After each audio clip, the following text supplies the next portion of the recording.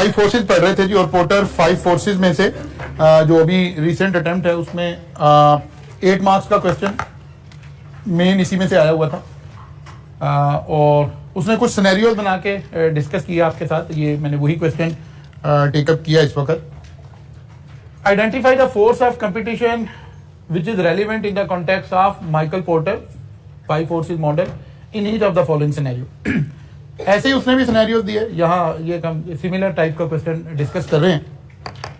हमने चीज़ों को आइडेंटिफाई कैसे करना है, हमने चीज़ों को लेकर कैसे चलना है। फिर ज़रूरी नहीं है कि हर चीज़ में आपके पास क्वेश्चन अवेलेबल हो। आप किसी इंडस्ट्री को सोचकर, किसी बात को सोचकर, पर्टिकुलरली कोई भी जो मॉडर्न एरा के अंदर आपको चीज़ लग रही है, आप उसके ऊपर खुद से फाइव फोर्सेज अप्लाई करके देखें कि यार इसमें क्या क्या हम कैसे कैसे कर सकते हैं। मैं भी थोड़ी सी इसकी प्रैक्टिस भी करवाऊंगा। पढ़िए जी क्वेश्चन नंबर 1 को।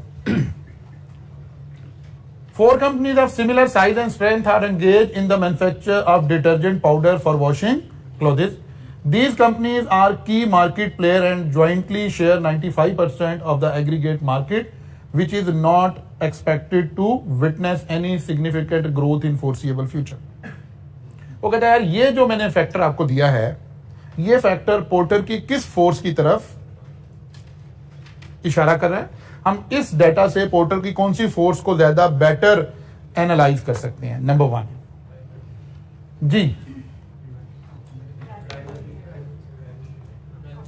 राइवलरी के उसके अंदर लेकर जा सकते हैं, because competition with in industry हो रहा है। ठीक है ना, कंपटीशन विद इन इंडस्ट्री हो रहा है, तो राइवलरी अमंग एग्जिस्टिंग फर्म एक तो हम आइडेंटिफाई कर पाए। फिर दोबारा डेटा के ऊपर ही आइए और डेटा से सोचिए कि हमने कहा था राइवलरी में सबसे अहम जो 1-2 बातें हैं वो क्या हैं। Same size of the company जो है वो राइवलरी में होंगी। फिर दूसरी बात है कि राइवलरी उतनी स्ट्रांग होगी अगर उस सेक्टर में ग्रोथ नहीं होगी। इसका मतलब है market size will remain same. बाद दफा राइवलरी थोड़ी रिड्यूस हो जाती है, आप कहते हैं कि कोई बात नहीं यार, वो भी अपना बिजनेस करे, मैं भी अपना बिजनेस, इतनी बड़ी मार्केट है, हम अपना अपना शेयर इसमें से ले रहे हैं। ठीक है ना, तो वहां राइवलरी उस तरह से नहीं आ रही होगी क्योंकि मार्केट एक्सपैंड कर रही है, मार्केट ग्रो कर रही है, तो राइवलरी थोड़ी सी रिड्यूस हो जाएगी बिकॉज मार्केट साइज इंक्रीज हो जाएगा। इस बात को उसने बताने के लिए यहां बताया है कि डिटर्जेंट मार्केट जो है ये मैच्योर मार्केट होगी। अब मार्केट का साइज इंक्रीज नहीं हो रहा है कोई सिग्निफिकेंटली, इसका मतलब है राइवलरी और ज्यादा हो रही होगी। ठीक है, फिर सेम साइज की कंपनीज हैं जो 95% ऑफ द मार्केट को कैप्चर किया हुआ है, इसका मतलब है स्ट्रॉन्ग राइवलरी हमें यहां बतानी चाहिए। अब कैसे लिख रहे होंगे, Since companies of equal size and strength are involved in competition in the market, which is not expected to show any growth. उसने दोनों फैक्टर को लिंक कर दिया, तो वो कह रहा है कि फिर इसका मतलब है स्ट्रॉन्ग राइवलरी होगी। यहां पर जब स्ट्रॉन्ग राइवलरी होगी तो लोग क्या कर रहे होंगे, ये एक एडिशनल उसने चंद अल्फाज लिखे कि प्राइस कंपटीशन हो रहा होगा, सिमिलर प्रोडक्ट है, और campaign for creation of perception of quality differentiation. Quality differentiation है नहीं है, परसेप्शन क्रिएट कर रहे हैं। ठीक है ना, एडवर्टीजमेंट के थ्रू हम परसेप्शन क्रिएट करें। बहुत सारी इंडस्ट्री है क्योंकि जो कस्टमर है उसके पास तो नॉलेज हुआ है जो हम मीडिया से, एडवर्टीजमेंट से दिखा रहे हैं, लेकिन रियलिटी में क्या है समटाइम कोई डिफरेंस नहीं है। ठीक है ना, मसलन हमारे यहाँ ये जो पेट्रोल इंडस्ट्री है, हर पेट्रोल पंप का क्लेम है कि हमारा फ्यूल अच्छा है।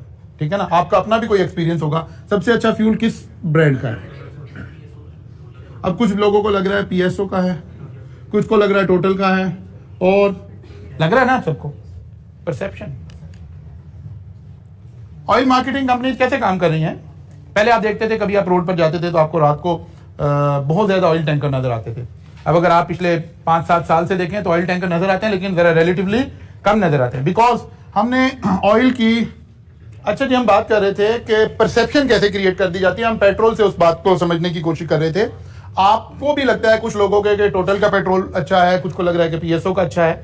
हालांकि ऑयल मार्केटिंग कंपनी इस वक्त कैसे काम कर रही हैं, ऑयल पाइपलाइन बिछी हुई है कंट्री के अंदर, उस पाइपलाइन से हमने कंट्री के अंदर डिफरेंट जगहों के ऊपर ऑयल के रिजर्वायर बना लिए अपने, जैसे यहाँ शेखुपुरा के पास हमारा लाहौर और इस रीजन का है, ऑयल यहाँ आ गया है, यहाँ एक कलेक्टिव रिजर्वायर है, यहाँ टैंकर जाएगा, टोटल वाला भी पेट्रोल भर लाएगा, ये भी ले आएगा, ये भी ले आएगा, बाकी सब कुछ परसेप्शन है जो आप फील कर रहे हैं। ऑयल तो एक जगह से आ रहा है, ये बिल्कुल ऐसी है जैसे गांव में कोई एक कुआं है, वहां से सब पानी लेकर आ रहे हैं, एक कह रहा है जी मेरा मिनरल वाटर आ रहा है, दूसरा कह रहा है मेरा बहुत अच्छा आ रहा है, तीसरे का अच्छा नहीं आ रहा। तो ये परसेप्शन है। वो कह रहे हैं ऐसा सही काम हो रहा होता है। नॉर्मली मार्केटिंग में हम अपनी कोई पैकेज के कोई कंपेन के जरिए से, किसी अच्छी एडवर्टीजमेंट के जरिए से, कोई पैकेजिंग के जरिए से हम लोगों को अट्रैक्ट कर रहे होते हैं या शो कर रहे होते हैं कि कोई हमने चीज नई बिल्ड कर ली है। लेकिन इन रियलिटी स्ट्रॉन्ग कंपटीशन जहां वो सारी कंपनीज एक जैसी खड़ी होती है। कोई नहीं आ रहा था, एक जगह से आ रहा है सब एक। जब ऑयल पाइपलाइन, अब रिफाइनरी अफोर्ड नहीं करती ना अपना, वहां से वो पेट्रोल को ट्रांसपोर्टेशन कॉस्ट इतनी ज्यादा आ जाती है। तो जब पाइपलाइन जल गई हैं तब उसके बाद ये इस तरह से आ रहा है। मेन इस तरह से आ रहा है, ऐसे कह लें, चले थोड़ी गुंजाइश रह जाए आपके लिए। अच्छा आगे आते हैं। फिर यही उसने ओपनिंग पैराग्राफ लगाया हुआ था, फिर उसने दूसरी इंडस्ट्री का जिक्र किया, पढ़िए जिसको। Sound Health Pharmaceutical and Good Care Pharmaceuticals are manufacturer of two new medicine for treatment of cancer. The medicine have been developed after a long period of research at a very substantial research and development cost and are highly effective. किस porter force की तरफ हमारा ध्यान जाना चाहिए इस data को देखकर? Substitute products? Of course no. अच्छा अब एक ध्यान रखना है, हमारे पास पूरा क्वेश्चन आया है तो उसमें अगर तीन बातें हैं तो ये तीनों अलग अलग हमने फोर्सेस लेकर जानी है, तीनों एक ही तो नहीं हो सकती। राइवलरी का तो जिक्र हमने कर लिया है। अच्छा राइवलरी का जिक्र करना होता, आपस की राइवलरी का जिक्र करना होता तो बताता कि ये सेम साइज की कंपनीज हैं, मार्केट शेयर कितना है। अच्छा बार्गेनिंग पावर ऑफ सप्लायर, हमने नॉर्मली जरा तवज्जो करें, हमने इस बिजनेस पर इधर तवज्जो करें, इस बात को भी सोचें, जब हम जिस बिजनेस का जिक्र कर रहे हैं इसके इर्द गिर्द 5 फोर्सेस देखनी है ना, इसको खुद फोर्स नहीं बनाना।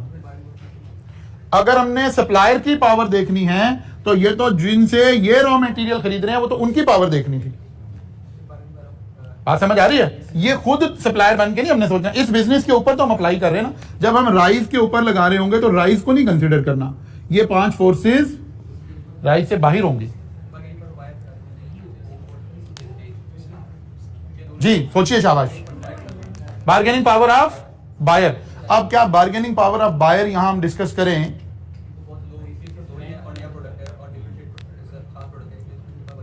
व्हाई नॉट हम यहां से थ्रेट ऑफ न्यू एंट्रेंट्स क्यों नहीं डिस्कस करते? रिसर्च एंड डेवलपमेंट को, वही जो बुलेट्स पॉइंट हैं, आप जब उनको पढ़ेंगे वहां से आपको क्लू मिला करेगा कि मुझे यहां क्या सोचना चाहिए। ठीक है ना?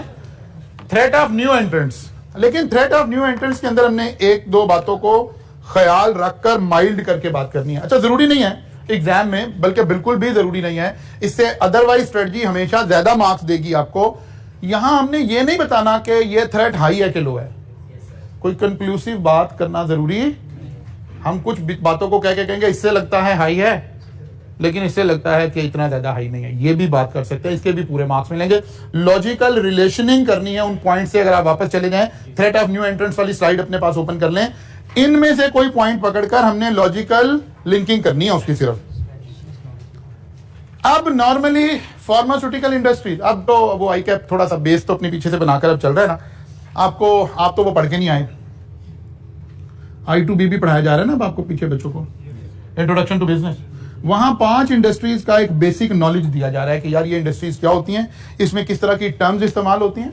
मतलब उसके अंदर वापडा यानी पावर इंडस्ट्री आपको पढ़ाई जा रही है, टेक्सटाइल इंडस्ट्री पढ़ाई जा रही है, फार्मास्यूटिकल इंडस्ट्री पढ़ाई जा रही है, ऑयल मार्केटिंग कंपनी पढ़ाई जा रही है, ताकि जब ये बच्चा अब नई रिवाइज स्कीम में जब यहां पहुंचेगा तो फिर ये थोड़ा सा बेटर बातें समझ भी सकेगा यहां में कहीं ना कहीं। अब ये क्योंकि फार्मास्यूटिकल का जिक्र हो रहा है तो हमें पता चलना चाहिए कि यार ये बड़ा रेगुलेटरी किस्म का बिजनेस है।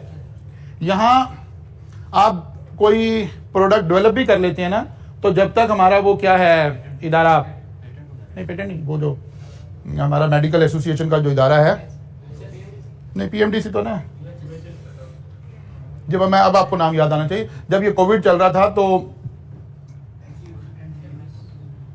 मेरे भी नाम ध्यान से निकल जा रहा है, जब ये वेंटिलेटर की अप्रूवल का मसला चल रहा था तो उन दिनों में उसका बड़ा नाम आ रहा था इदारा, वो हमारा वो इदारा जो मेडिसिन को या किसी इक्विपमेंट को अप्रूव करता है, मेरे नाम ध्यान में नहीं आ रहा, भी आ जाता, उस इदारे की बगैर अप्रूवल के मेडिसिन भी नहीं ले नैब को तो अब जरा स्ट्रीमलाइन कर रहे हैं, नैब क्या करें। अच्छा जी, अब यहां हो सकता है हमारा आंसर एग्जामिनर के आंसर से बिल्कुल डिफरेंट हो, हमारी लॉजिक एग्जामिनर की लॉजिक से डिफरेंट होनी चाहिए, दैट्स इट, ठीक है ना। उसने कहा ये दो ही लोग हैं, high research and development cost भी चाहिए, फिर अप्रूवल्स भी चाहिए होंगी, लाइसेंसिंग भी चाहिए होगी, तो हम कह सकते हैं कि threat of new entrants medium to low है या हाई टू मीडियम है, यानी कम बताना चाह रहे हैं, इसकी टर्म्स हम ऐसे इस्तेमाल कर सकते हैं। अच्छा, हो सकता है एग्जामिनर ने यहां व्यू ये लिया हो कि यार फार्मास्यूटिकल है, जो एस्टेब्लिश्ड कंपनीज होंगी, एक मेडिसिन जो कि इन्वेंट हो गई है, वो फौरन इसको रेप्लिकेट कर लेंगे, और क्योंकि इस बिजनेस में प्रॉफिट है तो थ्रेट ऑफ न्यू एंट्रेंट्स हमेशा मौजूद है, बिकॉज प्रॉफिटेबल बिजनेस है। सिमिलर प्रोडक्ट आ जाएगी ना, एक चीज इन्वेंट हो गई है बस, अब तो लोगों ने, क्योंकि जो टेक्नोलॉजी है वो तो रेप्लिकेट होकर अल्टीमेटली चली जानी है ना। अब देखना है कि एग्जामिनर ने क्या मौकफ लिया, हम क्या ले रहे हैं, दोनों मौकफ ठीक हो सकते हैं। हम फोकस करते हैं किसको, high research and development cost को, ठीक है ना, और research and development time frame को, इसकी लाइसेंसिंग को, तो हम कह देंगे कि थ्रेट क्या है, लो है। हो सकता है एग्जामिनर ने इससे रिवर्स वाली बात की हो कि फार्मास्यूटिकल कंपनीज में प्रॉफिट मार्जिन बहुत ज्यादा हैं, जो भी स्टैब्लिश कंपनीज होंगी वो एंट्री मारेंगी। अब ये दोनों मौका बिल्कुल ठीक है, आपने दो बच्चों ने बिल्कुल अलग अलग ऑपोजिट आंसर लिखे हुए हैं, दोनों ठीक हैं, दोनों को मार्क्स मिल रहे होंगे। देखते हैं एग्जामिनर ने क्या आंसर दिया। Since the market has significant growth prospects and present firms are earning lucrative profit, the word would be strong attractive for the, वो उधर ही प्रॉफिट की तरफ उसको ले गया कि हाई मार्जिन की इंडस्ट्री है, फिर उसने थोड़ा सा उसको डिल्यूट किया। Although a new entrant would have to incur huge research and development cost to develop the specialised product, दोनों बातें कर दी। यानी वही कंक्रीट एक बात करना जरूरी नहीं है, आप ये नहीं कह सकते कि सर एक तरफ मैं कह रहा हूं थ्रेट हाई है, एक तरफ कह रहा हूं लो है। एग्जामिनर करके बता रहा है कि नहीं यार, रिलेशनिंग करवाना मकसद है, आपसे ये देखना मकसद है कि आप चीजों को लिंक कर पाएंगे कि नहीं कर पाएंगे। अच्छा जी, चलिए, ये पहला तो वही चल रहा है, ये तीसरा केस आ गया।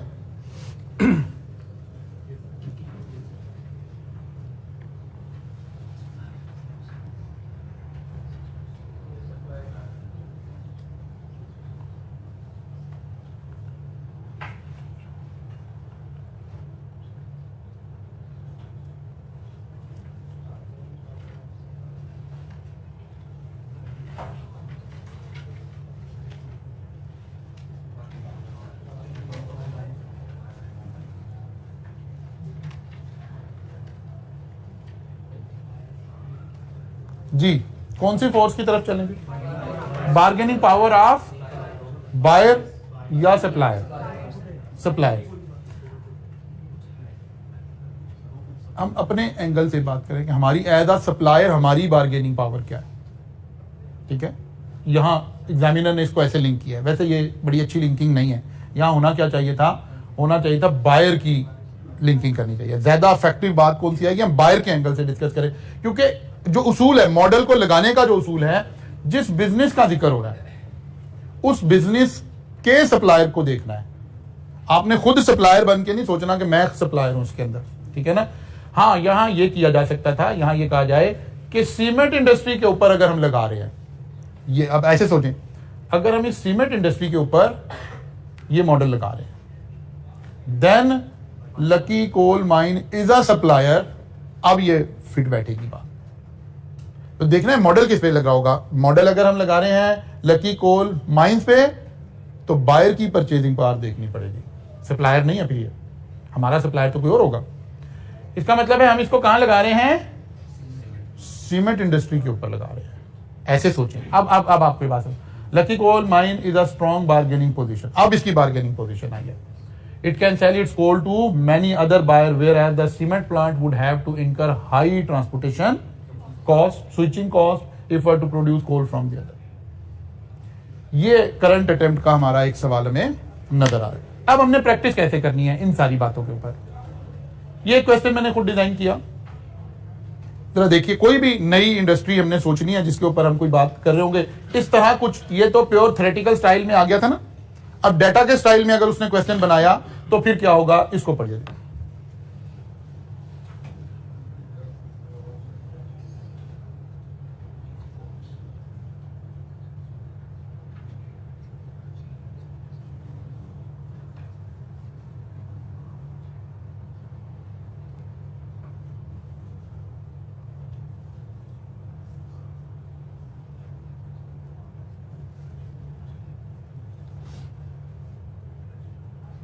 ऐसे सवाल आया और उसने कहा कि जी इसके ऊपर क्या अप्लाई करें, पोर्टर 5 फोर्सेस अप्लाई करें।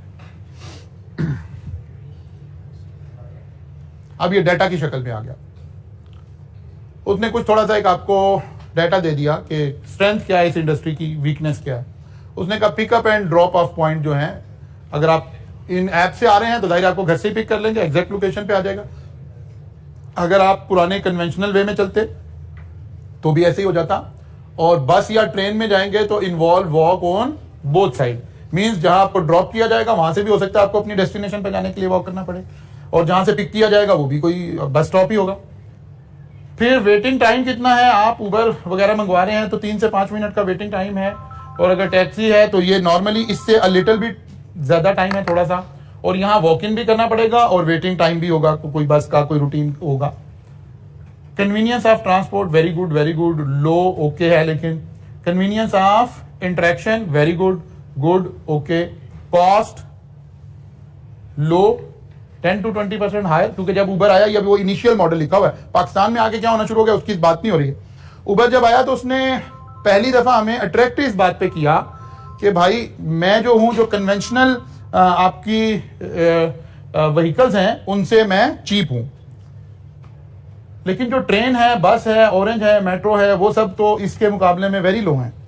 अब ये डाटा में गिवन है, हम यहां से 1 by 1 कुछ पावर्स को एक्सट्रैक्ट कर सकते हैं।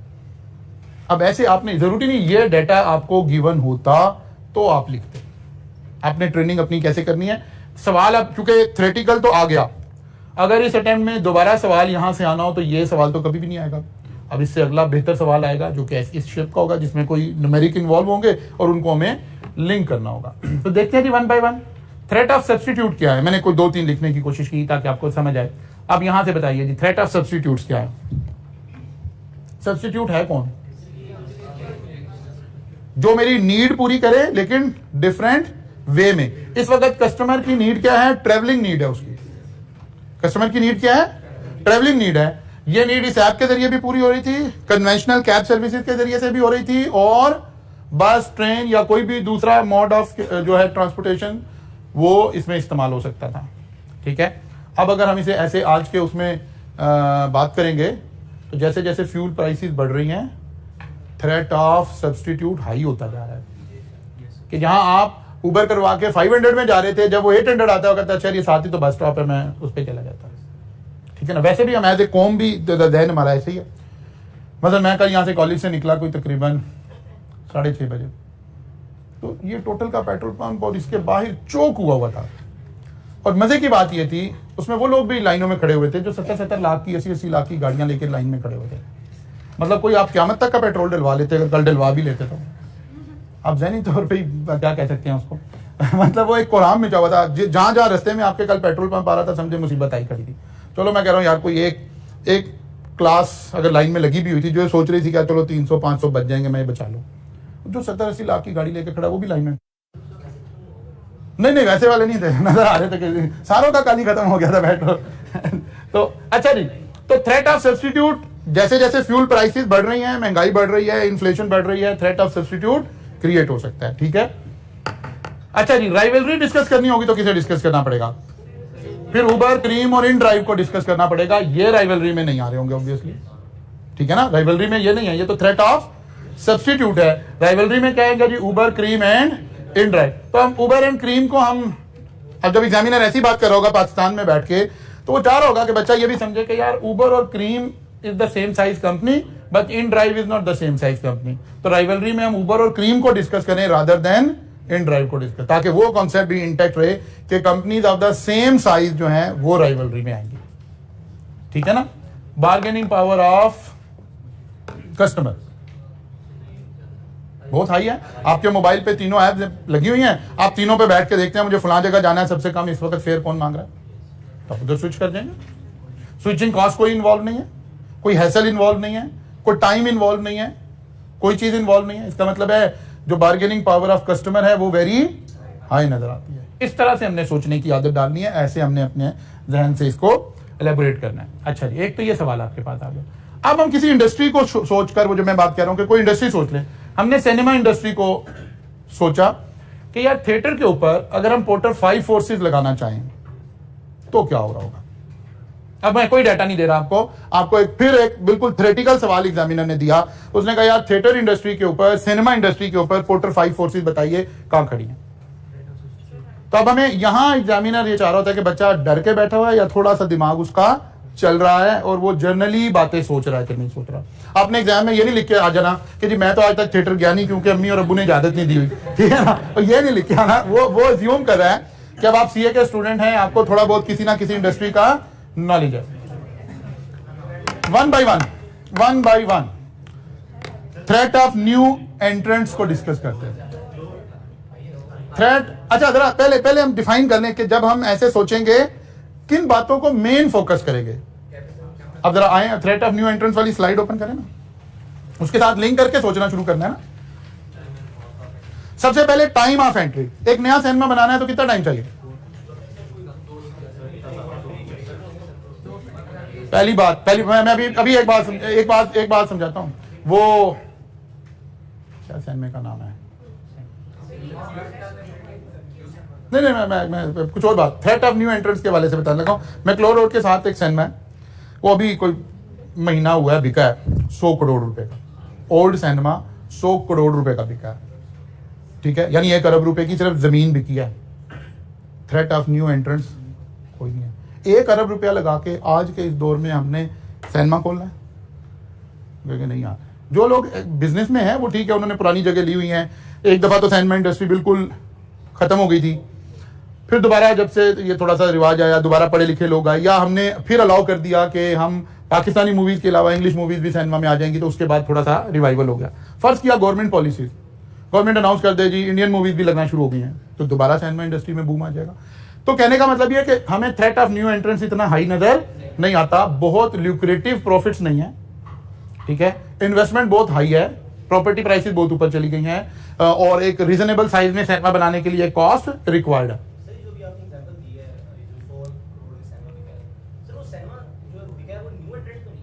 किसी ने नया आना है तो उतनी जगह ही कमर्शियली कितने की अवेलेबल होगी? नहीं, वो तो एंटर नहीं हुआ, एग्जिट हुआ। जिस सिनेमा की मैं बात कर रहा हूँ तो एग्जिट हुआ, वो तो उसे गिरा के वहां प्लाजा बनाएगा। ये तो गवर्नमेंट अलाउ नहीं कर रही ना। हमारे यहाँ हम कुछ इंडस्ट्री को ना एक अनड्यू शेल्टर दे देते हैं। गवर्नमेंट सिनेमा गिराना अलाउ नहीं कर रही कि ये फिल्म इंडस्ट्री और ये लोग कहते हैं यार हम तो बर्बाद हो जाएंगे।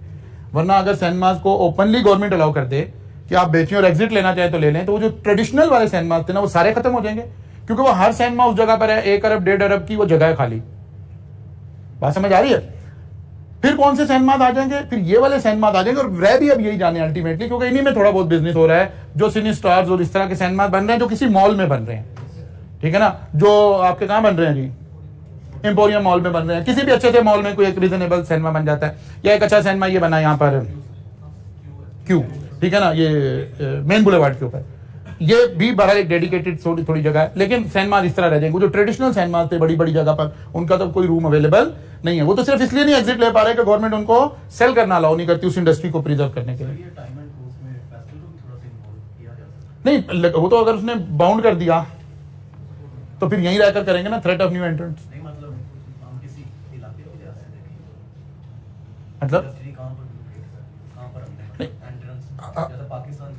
बिल्कुल पाकिस्तान के लिए हासिल नहीं, जब वो कहेगा ना हमें पोर्टर 5 फोर्सेस, पोर्टर ने इन 5 फोर्सेस को इसमें बिल्ड कर दिया, नाम हमने ऊपर यही रखने हैं, अंदर बात लिंक कर सकते हैं। हाँ बिल्कुल कर सकते हैं। अच्छा जी आगे चले जी। Threat of substitute, what is the substitute of this product?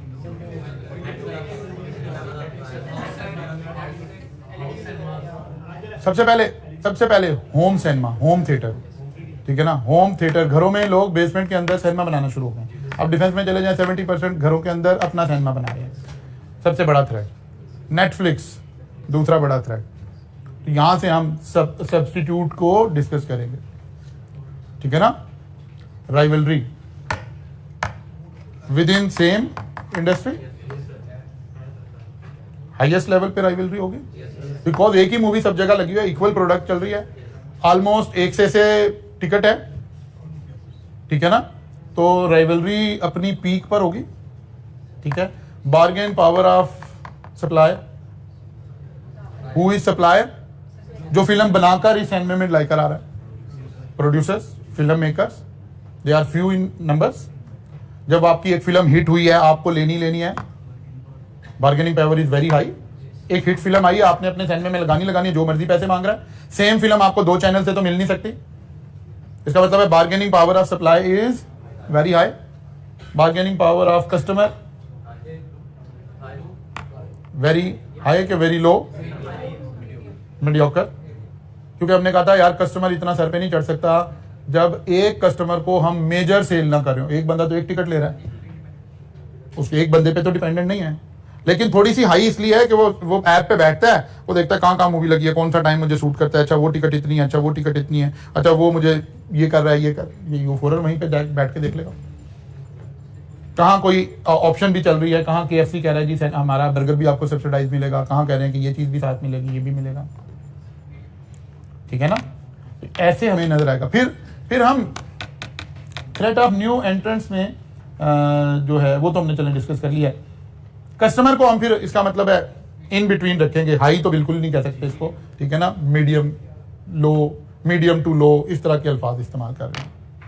और कोई रह गई बात इसमें? 5 फोर्सेस पूरी हो गई। ऐसे आपने कहीं अपने जहन में किसी भी इंडस्ट्री को लाकर भी सोचना है, थोड़ा सा आपको उस इंडस्ट्री के कोई 1, 2, 4 बातें छोटी मोटी जहन में होनी चाहिए। अब फ्रॉम एग्जामिनेशन टिप, वैसे तो क्योंकि इस दफा आ गया क्वेश्चन तो हमें इसके ऊपर बहुत फोकस नहीं करना चाहिए, लेकिन ICAP के हवाले से ऑनलाइन एजुकेशन, ये बड़ा अहम सवाल हो सकता है। तब आपको ऑनलाइन एजुकेशन को ध्यान में रख के सोचना चाहिए कि पोर्टर 5 फोर्सेस का इसके ऊपर क्या होगा जी। Threat of new entrants very high, medium to high. ना कोई लंबा चौड़ा कैपिटल चाहिए, एक कैमरा चाहिए, और वो भी नहीं है तो अगर एक मोबाइल आपके पास मुनासिब सा है तो उसके जरिए से भी आप लेकर चल सकते हैं। फिर online school, online college, online कोई इदारा बनाने के लिए ना कोई जगह चाहिए, ना कोई रेंट एग्रीमेंट चाहिए। हो सकता है आप घर के ही ड्राइंग रूम से, अगर आपके अंदर एक टीचर अवेलेबल है तो आप घर में बैठ के अपनी वीडियो खुद ही बना रहे हैं, खुद ही सेल कर रहे हैं, तो थ्रेट ऑफ न्यू एंट्रेंट्स तो बहुत हाई हो जाएगा, ठीक है ना। राइवलरी हाई हो जाएगी, बल्कि हाईएस्ट लेवल पे चली जाएगी, क्योंकि जितने ज्यादा लोग होंगे उतना ज्यादा कंपटीशन होगा। Bargaining power of customer high हो जाएगी, कस्टमर जिससे मर्जी स्विच कर जाए कोई और। अब हमें देखना है कि वो एजुकेशन कौन सी ले रहा है। अगर वो प्रोफेशनल एजुकेशन है, क्योंकि ICAP सवाल बना रहा होगा तो वो यही कहेगा कि जी प्रोफेशनल एजुकेशन है, तो आपके ध्यान में ICAP की स्कीम होनी चाहिए कि हमारे ऊपर कोई बाउंडिंग नहीं है हमने कहाँ से पढ़ना है, बल्कि ये भी बाउंडिंग नहीं है कि पढ़ना जरूरी है, क्लासेस कोचिंग कंपलसरी नहीं है। बड़ी कोशिश की गई पिछली काउंसिल के अंदर के क्लासेस कंपलसरी कर दी जाए, लेकिन वो एक सेकंड आर्गूमेंट आता है कि नहीं यार ये क्या बात हुई, ये तो आप लोग हमारे वाले लोगों को प्रमोट कर रहे हैं, हमारा बिजनेस बढ़ जाएगा। दूसरा आर्गूमेंट जो लोग उसकी फेवर में होते हैं कहते हैं यार नहीं इसको छोड़ो, बच्चे तो अभी पढ़ ही रहे हैं ना, लेकिन अभी क्या है कॉलेज उनके ऊपर सख्ती नहीं कर पाता बिकॉज उनका कोई लीगल स्टेटस नहीं है। फिर वो कॉलेज कहेगा जी इतने % अटेंडेंस होगी तो मैं आपका एडमिशन भेजूंगा। अभी एक बच्चे ने एडमिशन लिया हुआ है, वो नहीं आ रहा, कॉलेज कुछ भी नहीं कर रहा बेचारा, कॉलेज कर भी कुछ नहीं सकता, लेकिन लीगल स्टेटस देंगे तो कॉलेज थोड़ा सा उसको करेगा, जिससे ओवरऑल पास रेट बढ़ जाएगा। ओवरऑल जब पास रेट बढ़ेगा तो ऑटोमेटिकली प्रोफेशन ऊपर चला जाएगा। लेकिन फिलहाल कस्टमर के पास बार्गेनिंग पावर ज्यादा आ गई है। Supplier, bargaining power of supplier, supplier कौन है? Teacher, very high, only few people are in teaching business, bargaining power high होगी। ऐसे आपको किसी भी बिजनेस को सोचना चाहिए, उसके ऊपर अप्लाई करना चाहिए। कल आएंगे तो इंशाल्लाह नेक्स्ट वीक में BCG और दूसरे मैट्रिक्स को आगे लेकर चलेंगे इंशाल्लाह।